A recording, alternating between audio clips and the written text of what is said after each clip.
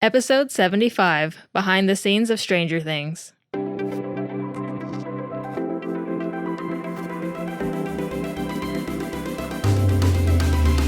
You're listening to the Visionary Variety Podcast, where we cover cool stuff like photo, video, film, books, and technology. So switch on your brain and enjoy the show. Nate didn't know that I wanted him to have a lot of podcasts because I had like 50 billion recommendations. Sounds about right. And he only had like 5. So, Well, I mean, come on.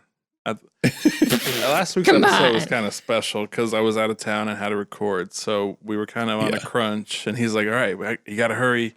And I was like, I listed like 5 or 7. And I was like, all right, good night. And then he's like, I'll add my other part later. 15 minutes of listening to him. I'm like, dude. I like variety, okay? I like to listen to lots of shows. I thought it was bad, and he's like, okay, we're done. I was like, thank God. He's like, with that category. I was like, oh my God. On to the next. Well, yeah, listener, if you are new to podcasting or if you're looking to find some new and awesome podcasts to listen to, definitely go check out episode 74, where Nate and I give our favorite recommendations. And it's a good one. So if you're new to this show in general, my name's Daniel. I'm one of the hosts of the show. We also have with us Nate Gunn. Hello. And Angela Brock. Yay, that's me. Nate and I are in San Antonio, Texas. And where are you, Angela? I am in Louisville, Kentucky. Yeehaw. Land of the chickens. Sorry. This is a very southern podcast. It's the bluegrass state. We are not the chicken state yet. Okay. We should have a bluegrass intro. That'd be great. Oh, my God. Lord, please no. We're already southern enough.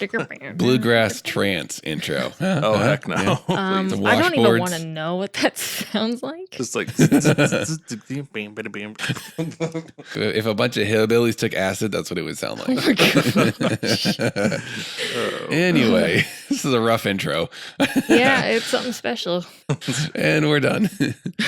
Okay, so in this episode, we're going to talk about one of my new favorite TV shows, Stranger Things, and we're going to keep this spoiler-free for Season 3. So if you have not finished Season 3, which just came out last week as of this recording, definitely finish it before next week, because next week, we're going to be talking all about Season 3, kind of a review with spoilers, and it's going to be a really good deep dive into Season 3 of Stranger Things. In this episode, though, we're going to be talking about the behind the scenes of Stranger Things, how it was made, all the attention to detail they put into it, some interesting stuff we learned about the actors and the sets and all that cool stuff. So if you love Stranger Things and if you like to know how stuff was made, then this is the episode for you. I hope you enjoy it. So guys, first off, what is y'all's experience and addiction level with this show?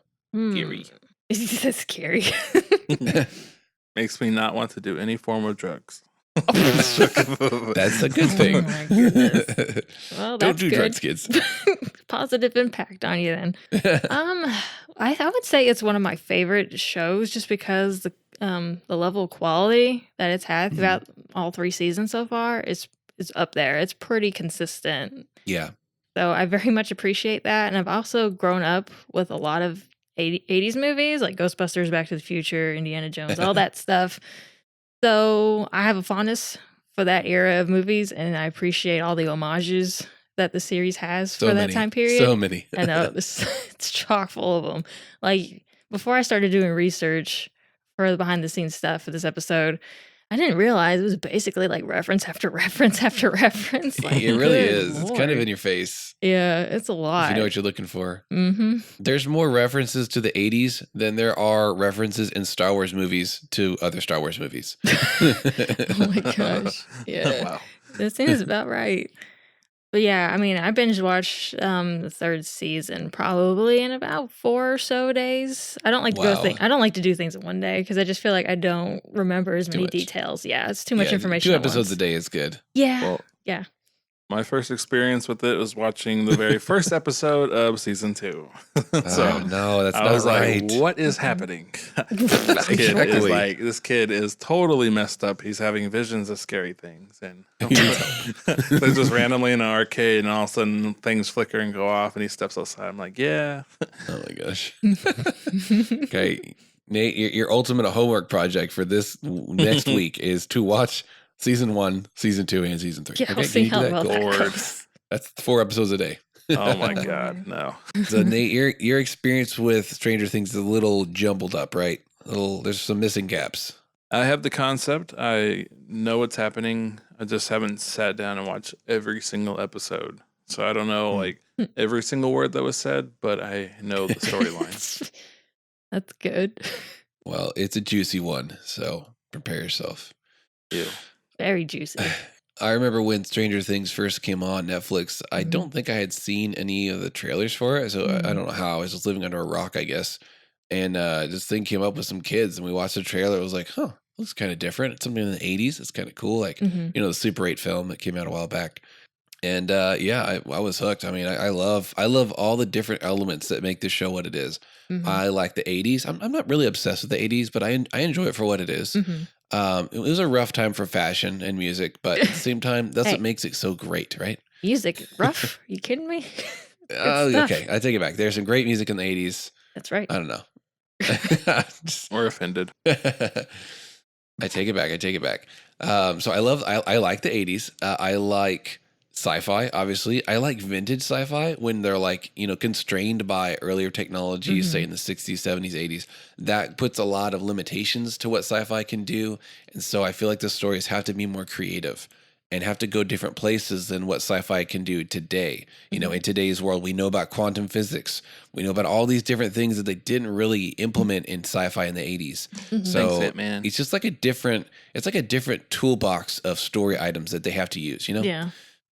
So those limitations spur creativity, and you really see a lot of that really bloom in this show. The creativity that they have to use, the world building that they do, just really cool concepts coming together. And of course, the music is awesome. I love synthesizer music. Mhm. Yeah. And I love the cinematography in the show. It's really great. And I just said really great. I just know. said I like, noticed that. Great, Wow. guys. Awesome. Oh my gosh. I don't know what happened. Don't It's know. really great. It's swell. So great, neat. guys. Gee golly. Uh, wow. Great. So yeah, and oh wow, I just can't talk tonight. The Octas, and the actors, of course, do a great job. So Mhm. all right, so I'm done fanboying about the show. So before we get into some of the nitty gritty behind the scenes stuff, I did find something interesting about the statistics of season 3. Now, don't worry, no spoilers. This is just a viewing number, okay? So Stranger Things season 3 broke Netflix records by having 40.7 million households watch the show. I think it was like 70% of at least one episode is, and 18 million within the first 4 Yeah. days watched the entire season. Yeah, in the first 4 days after it coming out, which is crazy. Yeah, Like, That's really good for pretty Netflix insane. because Yeah. that's really good for Netflix because they're going to be taking a hit here in a couple months with losing like Warner Brothers and Disney. So Disney Stranger and Things everything. is saving them. Yeah. oh, that's little right. bit. Disney Plus is about to come out, isn't it? Yeah, And it's Star in Wars November, Stream I and think. HBO Go is going to take Oh, man. Warner Brothers stuff. The Office is leaving Netflix in like a year and a half. And everybody's acting like it's the end of the world. So It's a low point in human history. And another number is 18.2 million have already finished the show within 4 days. So a lot of people watched it. Only Goodness. 18 million. Only 18 million people finished Only. it in 4 days. only a lot of million I people. posted like the morning of July 4th. I just did a funny post. I was like, dude, season 3 was awesome. I saw that. I was like, no, you lied. I didn't actually watch all 8 episodes that morning, but I just thought I'd poke everybody. I in know the people eye, who but- did, though. I know. Yeah, people, it's a thing. Yeah. Watch party, dude, that would be so much fun. Everyone Oh, dressed up in man. 80s attire. Shoot. Oh, dude. That's awesome. I Watch just the want to whole do series. that. Dude, if I didn't have kids or a wife, I'd totally do that. Okay, my wife would probably come with me. Yeah. Just no kids. There you go. Nope, damage is Kids done. would be You said no words. traumatized. So. Yeah. Specifically, season 3 is not for young children. All right, so here's some interesting facts that I learned about Stranger Things. Did you know that there is a Stranger Things musical? Yes. Oh. I want to see it. I haven't even had time to look it up, but I that sounds really wacky. I and feel like that strange. just ruins it. So how I does wonder- that work? With all the It's like, CGI oh no, work the in there, Demogorgon's coming through the wall. They're dancing and singing. They got little canes and hats on. monsters dancing as they run by. Oh my god. That's funny. Yeah, you can there's the website is strangerthingsthemusical.com. So Wow. is it like an actual touring thing, or is it like an online production, or what is No, it? it's probably a You touring buy thing. tickets. Oh It's my. in Los Angeles. Oh At my least this showing of it. gosh. I have to Yeah. see something from it because I just Dude, can't believe it. the guy from BuzzFeed is on there. Keith Habersberger. Tall nerdy guy That's not like from that was hard to BuzzFeed. say. I've never said his last name. Appersberger. Habersberger. I didn't know he was an actor and or dancer or singer. Oh, okay. Who You knew? would think they would have like a couple of the kids actually be in the musical because the kids who play Lucas and Dustin were actually on Broadway before they were on Stranger Things. These are much older. They're like young adults, which is kind of weird. But No. What is it? When yeah. even is Oh, this? and Quinta Brunson. She's another funny girl from BuzzFeed. Well, I'll take your word for Weird. it. What's up with that? Like, who's watching the season 1 and they're like, you know what? I've got a show tune in my head about this scene. Wait, let's make a musical. No, I don't know. I'm not into musicals, so Yeah. I kind of just like to laugh at them for how Oh. ridiculous they are. I'm sorry. And That's just you not my cup of offended tea. more people. Yeah. I'm- Losing followers left and right. Yeah. I'm a little about musicals. Some of them are okay. Most of them are just like, So I don't know what to think of this. I mean, I love to escape reality because I'm a sci-fi and fantasy nerd, but Yeah. that's just not my kind of escapism. Yeah. You know what's so funny is we think there's nothing like too fantastic about watching like creatures from another dimension just like start appearing. And you're like, oh, okay, we can believe it. But then it was like people break into song and dance out of nowhere. We're like, okay, that is unrealistic. Too far. Too Can't. far. That's like people arguing about Ariel's race and genetics Oh and my science of gosh. like their skin color. I'm like, dude, it's a freaking It's mermaid, a mermaid. with singing fish and a lobster, crab, whatever. Terry Crews is excited about it, so Does he actually say Why that? Because I've seen he stuff. wanna yeah, be her he's like, daddy? if enough people say it, it might happen. Might be Triton. We'll see if Idris Elba gets to play. I saw King that Richard. too. And I'm like, I want to see that more, honestly. That'd be awesome. Yeah. All right, so bring it back. We're Yeah, talking about yeah. the musical. It turns out that a lot of the cast members, at least 2 of them that I know for sure, are in bands. The guy who plays Dustin and the guy who plays Steve are in their own bands on their own. Or Steve used to be in a Didn't band. I see? Maybe Mike was too. The kid who plays. Yeah, I Mike. think he is too. So now I don't know any of the actors' names. I'm really bad with actor names. So I'm just going to call them by the character name, if that's okay. Yeah. I mean, That I know child. their names, but probably most people don't. We'll just call them by their their character names. Just bear with me. So Dustin, he said in an interview, this is maybe a few months ago, he said that they are having 2 singles come out like that week. Oh man. So apparently his band's doing pretty decently, and I'm going to look up his band after this show and see what their sound is because I'm very interested. Yeah. Earlier you mentioned Jimmy Fallon. I found a really funny story actually from a different podcast where they were talking about how Jimmy Fallon did a live sketch / prank on some fans, and what they did was they went to Madame Tussauds Wax Museum, and they invited a select number of like super fans. Most of them were kind of influencers. There were some podcasters there that have a Stranger Things podcast, and some other people that were somehow selected and won this opportunity, right, to come see these brand new wax figures of the cast from Stranger Things. So they went to the Wax Museum. They went into this like basement room where the staff there was saying, we've used this brand new technology to make like completely realistic looking wax models of the actors. And you're going to see it for the first time. Please no pictures with your phone or anything like that. So they reveal these supposedly wax figures of the actors, of the main characters. And then they tell the visitors, okay, turn around. With our professional photographer, we're going to take a picture of you, in front of the wax figures. So they turn around towards the camera, and the wax figures are actually the actual actors. Oh my god. And they walk up behind these unsuspecting people and scare them. Like, they just yell. Oh man. Jimmy Fallon, right? Oh, and Jimmy Fallon is dressed up as Barb.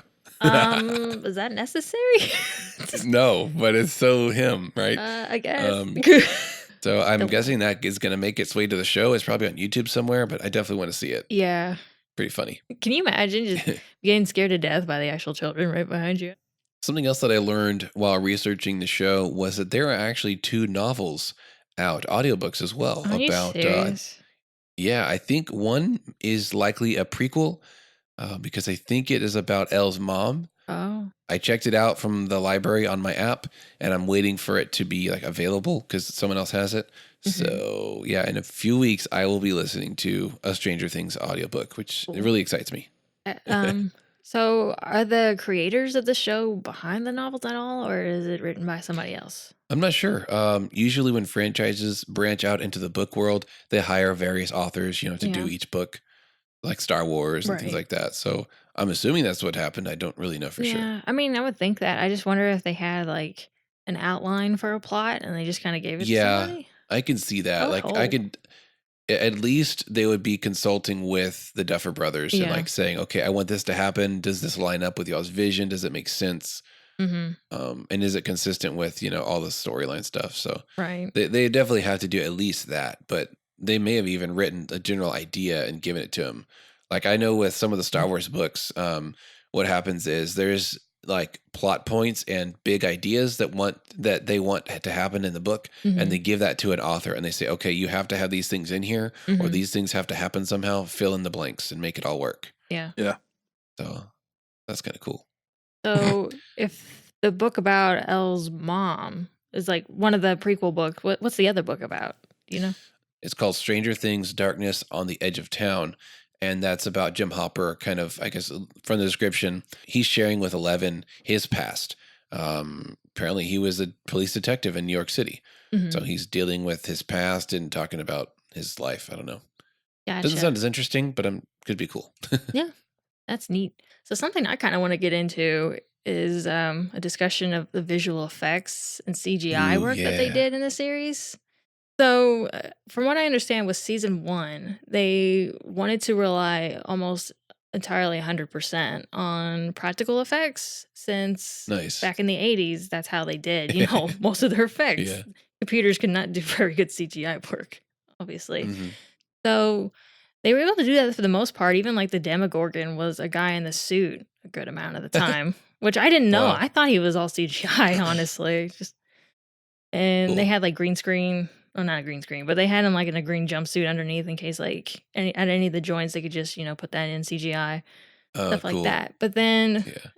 well, in the Netflix behind the scenes show that they did Beyond Stranger Things, they said that during that part they only had like one CGI dude on their crew, and he only worked part time. So I don't know if that's a hyperbole or if that is true. If that's true, that's crazy. Yeah. But by the time season 2 rolled around, they realized, they're going to need to rely on CGI a lot more with what they had in mind for the show, with all the demodogs and portals and all that jazz. Yeah, and the tornado scenes with like the monster. Yeah, a lot more CGI in season 2. In season 3, there's even more. Oh, yeah. Who would have thunk it? And it's good. It's really good. Yeah. I'm just hoping they rely on practical effects as much as they can when they're able to as the show goes on, because I'd hate to see it be totally dominated by CGI as the show goes on. I feel bad for the actors because when they're staring at some like terrifying tentacle or some monster screaming at them with saliva flying out of its mouth, they're really just staring at like a ping pong ball. Yeah. And acting scared out of their mind. I'm like, they're real actors. Yeah. Like I saw they try to have stand-ins whenever they could, like a puppet or something. Or I saw one scene where they had the Demodogs and they had just like a small woman basically fill the role of the Demodog, and she's like slashing and stuff. When Bob dies? I remember hearing about that where the director, I think, was like, we really need to have some interaction. We need to have him moving and his clothes moving. And with just, I forgot, who did they get? Was it just someone on the set? Yeah, I can't remember if it was one of the writers or if it was like an intern. It's kind of random. I think she was just there and they're like, you're about the size of a Demodog. Come here. Why, thank you. Is that a compliment? Right. That's funny. So I appreciate when they do stuff like that. And like for Dart, they made like silicone models for like when he was a tadpole, so the kids could have something to hold. And when they in the scene where they're like passing them between the kids hand to hand, they use like a marble and was able to roll into the kids' hands. Pretty clever, yeah. I think that's really neat. Well, whoever played the Demodog that killed Bob now can say, I killed Sean Astin. That's so sad. That's nothing so to be sad. proud of. No. I was so sad. You monster. It was. Bringing Stranger Things makes me cry at the end of the season. Man, they It's too really much. just jerk it out of you, don't they? They do. So emotional. Rips my heartstrings apart, and it makes me Yeah. want the next season. It makes me feel like a Oh. masochist. Season 3 was so emotional. It's just like, Yeah. sheesh. Not to spoil anything, but I cried for a good bit in that last episode. Why are you spoiling stuff? I'm sure. I'm not. I'm just sharing my cried. tears with everyone. At what? Guess Nothing. why? Nothing. We were talking about, shooting on set, looking at ping pong balls and stuff as stand-ins for CGI monsters. Mhm. I also learned from the Duffer Brothers that when they were on set recording various scenes, sometimes they would play music to help get the actors Mhm. into the mood and the motion of the Yeah. intensity of the scene. Yeah, that's really neat.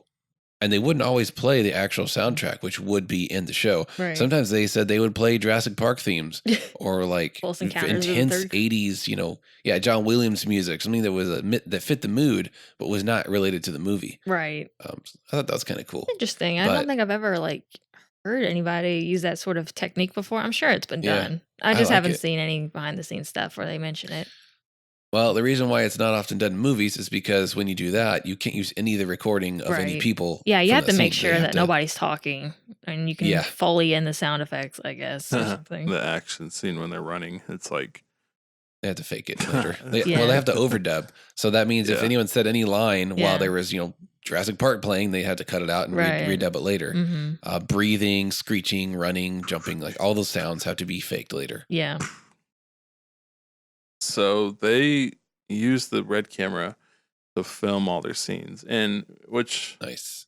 is cool. I mean, I can see why they used it because it shoots in RAW, and so they can manipulate it however they like. So add exposure, add ISO, take away, and like the depth on that camera is like crazy. Yeah. So that's why it's Beautiful. like $30,000+. So, Oh, yeah.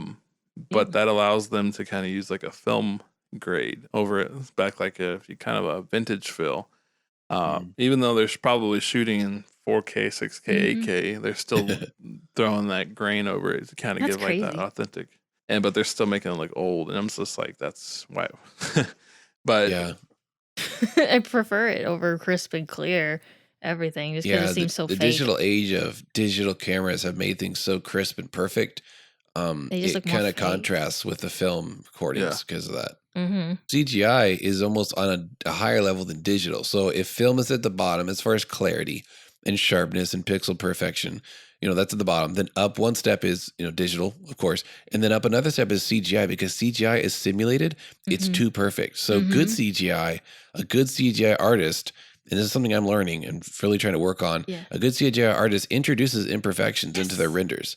Things like motion blur, Yes. out of focus, yeah, smudges, I know people realize soft this. edges. It drives me crazy. But so they're counteracting the super, super sharpness of digital by adding some grain on top, you said? Like an overlay or something? yeah. It's subtle enough to where you don't really notice it unless you're looking Yeah. for it, I think.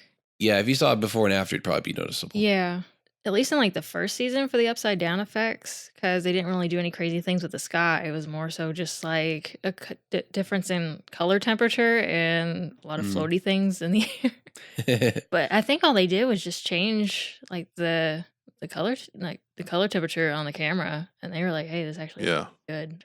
I do like all the detail that they bring to each season consistently. And I think Daniel and I were talking about this through each season, the vintage feel that they had to bring Yes. for every set, clothing, Mhm. kind of just the Great. feel. Like even the city, like all the cars, like every Yeah. single car. Do you see any new cars? I mean, I'm sure I didn't look at Better every not. single scene, but Some will get fired. Mhm. dude, could you imagine that being your job? Consistency manager. It's just crazy the amount of work when you think about it, because you have to make sure every single prop in a house is accurate down to Yeah. the interior design, Everything. because they took pictures Yeah. of homes. The knobs on in the cabinet, 80s. Yeah, it's I insane. wonder how much research they had to do. Like, did they have to go talk Oh, to a lot. furniture people that were companies back in the 80s and like, hey, do you have any examples of your previous work way back in the day? Can we Crazy. look at it? Well, you know what I found was one of their big references, unsurprising, was movies.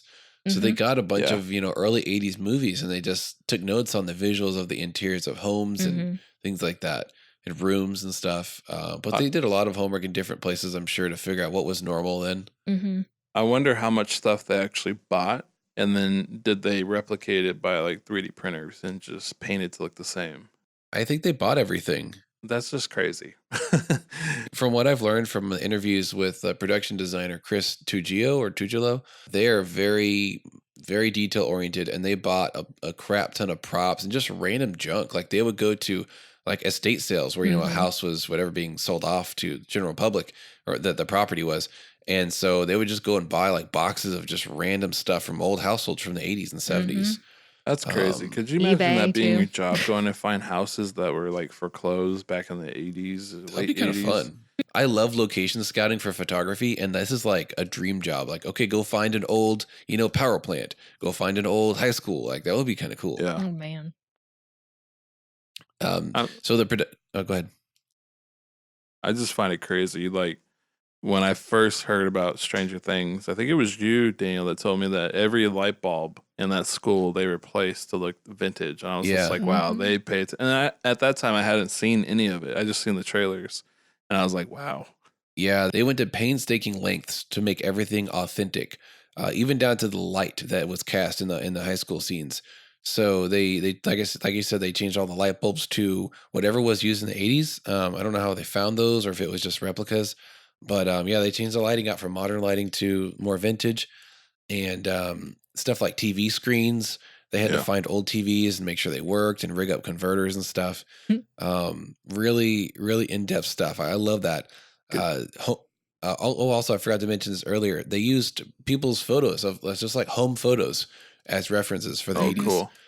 Yeah, and Joyce's home, because she's not very well off, you can tell her house is actually 70s style. Most of her stuff is more from the 70s. And they did that on purpose because, she doesn't have the money to buy new stuff from that decade or that 5 years. That's a really good detail to have in there. Yeah. So that she has stuff. Most of her stuff is, leftovers from the 70s.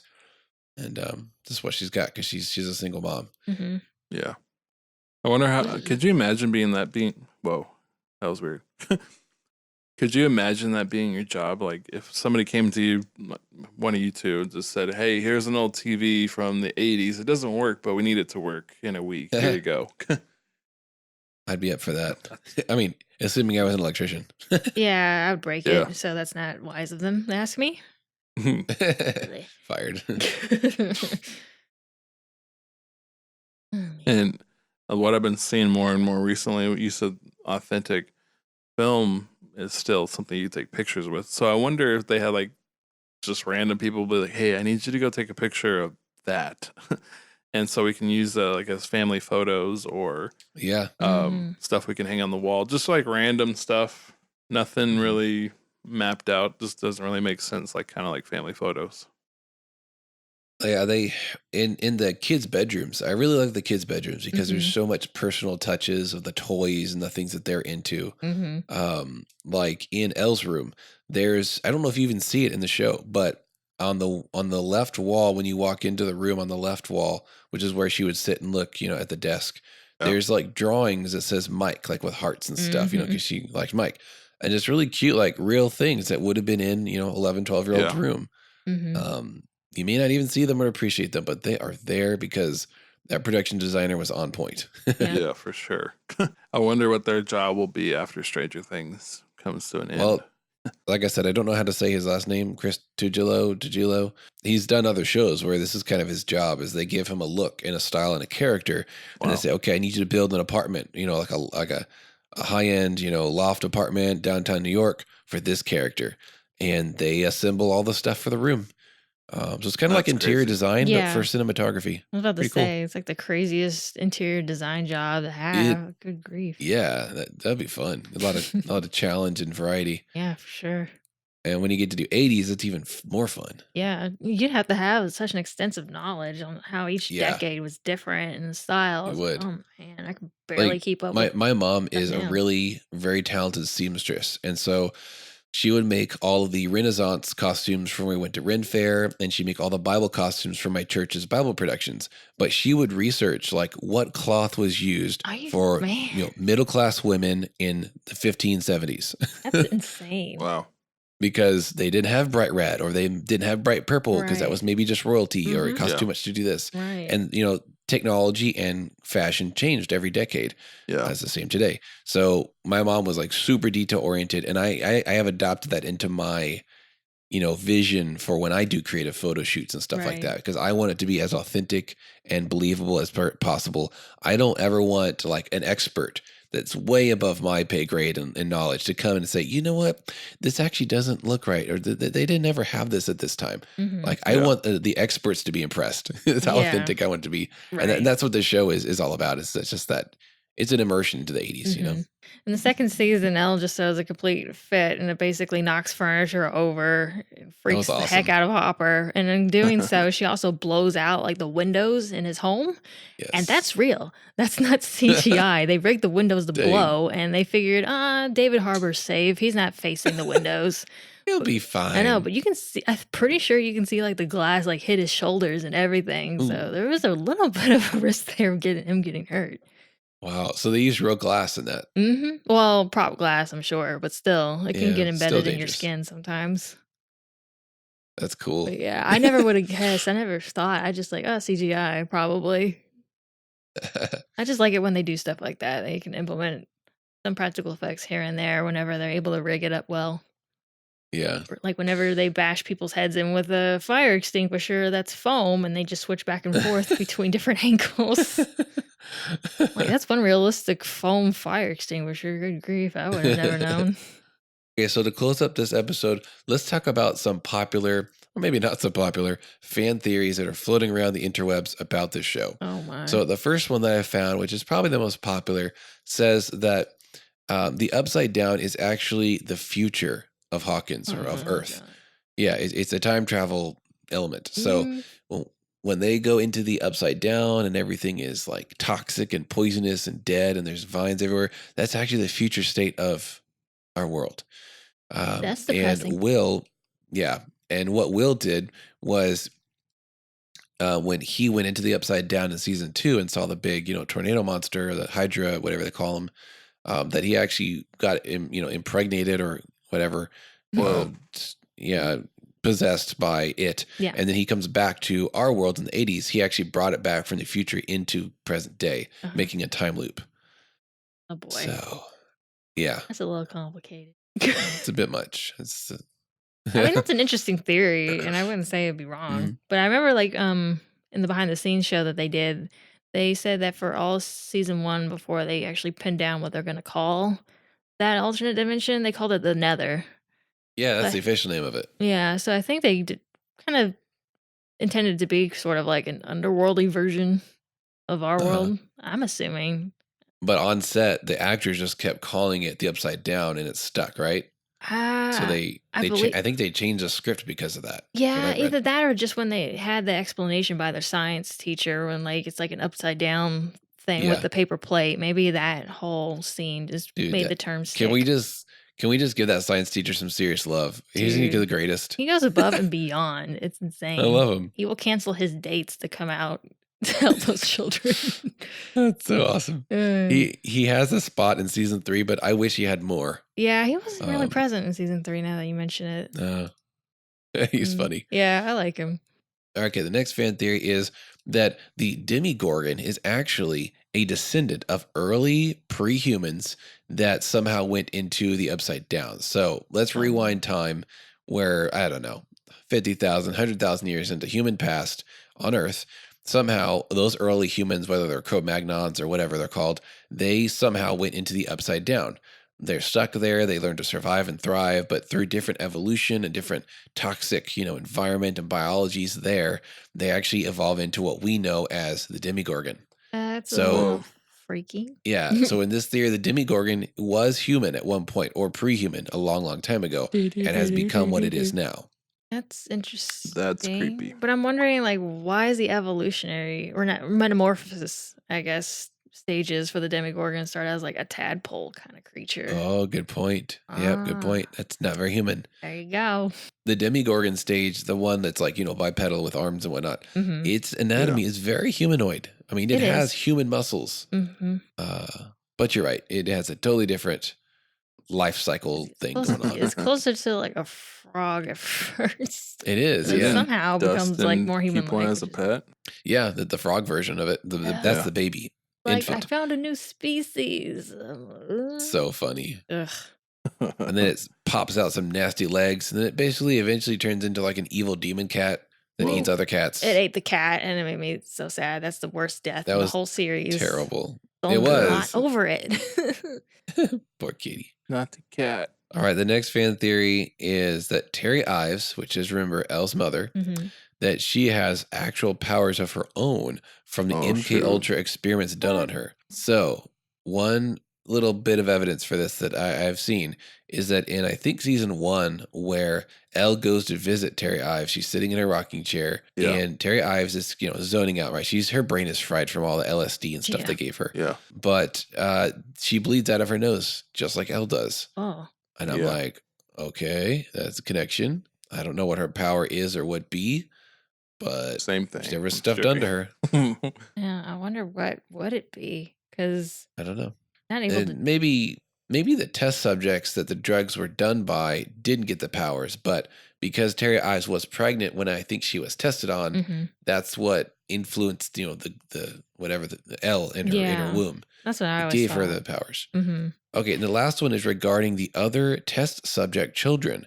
So, how many children were in that lab? At We least don't know. 11, because I'm assuming they're numbering them At 1, least. 2, 3, 4, 5, 6, So we know where 8 is from season 2, but there's no others. Right.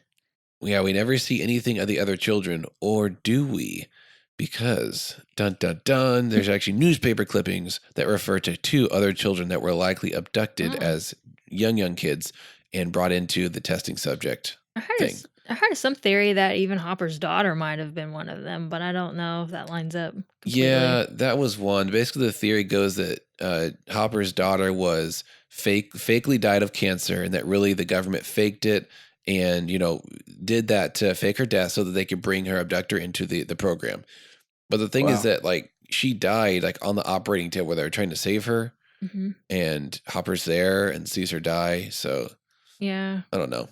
Less likely. Yeah, it'd be hard to pull off, even though they tried to fake Will's death in season 1, but it was just obviously with a the dummy. fake body. That was creepy. Yeah. Did you know they actually brought that prop back for season 2 when Will's like doing that whole, they're trying to get the mind flayer out of his body and he goes through that whole like exorcism sort of thing. And when they stick him with the red hot poker, they're actually sticking like old cadaver from season 1.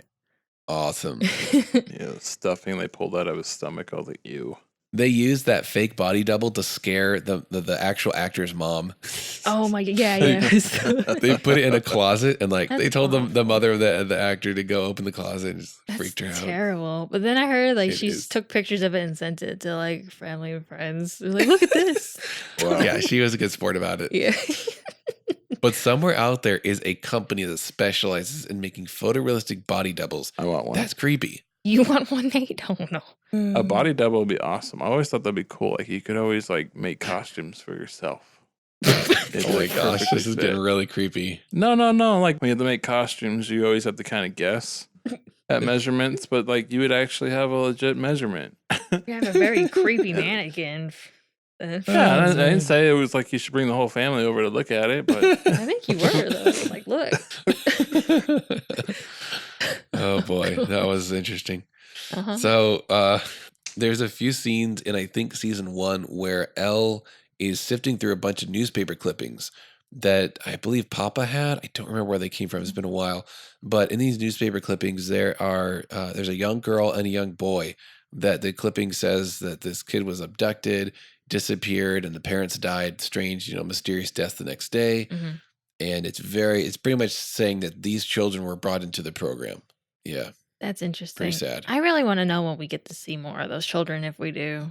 Because I just felt it was weird that with, in season 2 with 8, we just kind of left her behind after that one episode and nothing else. Totally standalone episode. Yeah. It's really funny. That was actually an 80s kind of thing to do. They do that standalone, just one-off episode. Yeah, it's true. But it also just feels weird for this series. But I agree. I want to see more of the other ones. I want to see a good one. I want to see some more bad ones.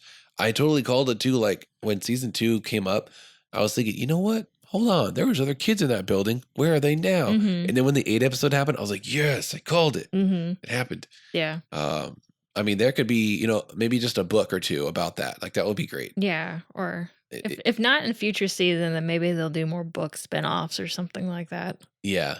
So did you guys know that the actors who play Nancy and Jonathan in the show, they're actually a couple in real life? Oh, cute. I did not know this until the other day. So now I can't look at their scenes together the same way ever again. Anyway, yeah, that's all I have to say about that. I just didn't know. That's crazy. It's Yeah. cute. I had come across that. Did they hook up because of the show or? I'm assuming so, because I Yeah. think it was around filming of season 2 in 2017 when they got together. I don't know. They just seem kind of like a weird couple to be together in real life. But hey, if it works, that's pretty neat. So cute. Mhm.